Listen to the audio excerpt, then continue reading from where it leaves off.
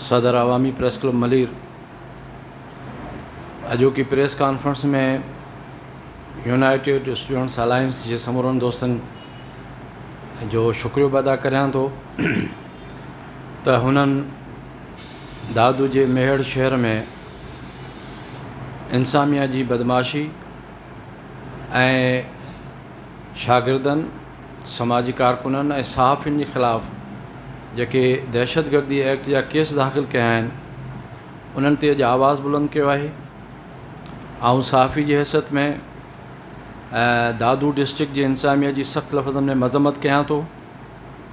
ऐं इहो सवाल थो करियां त आख़िर हिन मुल्क जे 74 सालनि जी तारीख़ में जेके 30-35 साल लाॻीतो मार्शल लॉ रही आहे उन में माण्हुनि खे ॻाल्हाइण ते कोड़ाया विया, उन्हनि खे फायूं ॾिनियूं वयूं, उनखे जेल ऐं सख़्तियूं कयूं वयूं, जंहिंजे नतीजे में 83 मूवमेंट्स जहिड़ियूं तहरीकूं हलियूं, एहतजाज थिया, नतीजे में जमहूरियत बहाल थी। ऐं असां समूरनि गॾिजी शागिर्दनि सहाफ़ियुनि ऐं आवाम गॾिजी जेका जदोजहद हलाई ऐं हिते जमहूरियत जेका बहाल कराई, उन जो मतिलबु इहो त असांखे पंहिंजा बुनियादी हक़, ॻाल्हाइण जो हक़ ऐं जेके बि असांजा जेके सिविल इशूज़ आहिनि उहे असांजा हल थियनि। जेकॾहिं हू हल नथा थियनि त उन्हनि ते असीं आवाज़ बुलंद करियूं त असांजो आवाज़ ॿुधो वेंदो। पर मूंखे इंतिहाई ॾुख ऐं हैरत आहे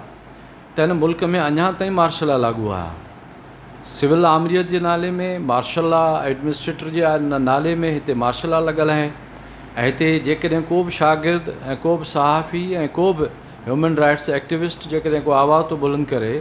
त फौरी तौर ते उन जे ख़िलाफ़ु केस दाख़िल करे उनखे ख़ामोश रहियो थो वञे, उनखे हिसायो थो वञे, जीअं मेहड़ में थियो आहे। त आउं हिन प्रेस कॉन्फ्रेंस ज़रिए समूरनि सहाफ़ी बिरादरी खे अपील थो करियां, समूरनि शागिर्दनि खे अपील थो करियां, समूरनि